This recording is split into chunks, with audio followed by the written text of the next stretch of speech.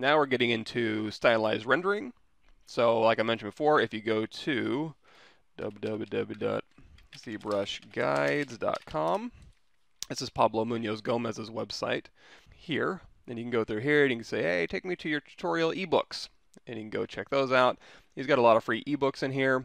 And the one we're talking about specifically, I can link you guys to this, the ZBrush Stylized Comic Render. I'm not going to go over this because if you go to my YouTube channel and you go down here to the ZBrush Guide Stylized Rendering playlist, I'll link you to that too.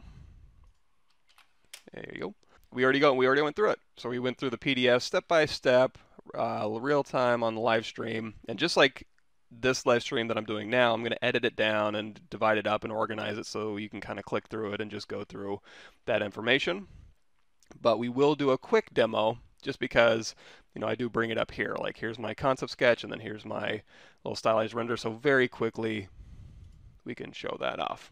So if we open up our little crawly creature here, he's showing up good? Okay. We've got our little crawly creature here. We can turn on perspective, and if we want to just render this guy out in ZBrush, we can also, I like to turn on the floor. The floor automatically snaps to the lowest part of your subtools, not necessarily the visible subtools. It'll snap to the lowest part of your biggest subtool, visible or not.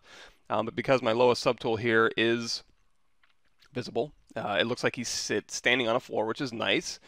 Because if we go to the draw menu here, that's because the elevation is set to -1, I'm sorry. If you set it to 0, it'll snap to world 0, but I'm going to set this to -1, so it always snaps to my lowest point here.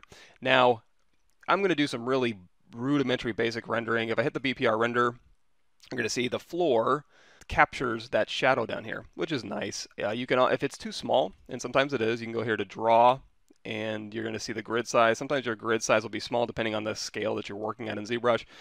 You can change that grid size as big or as small as you want to. I'll set it back to 3, and then that'll just, you know, again, act as your shadow catcher.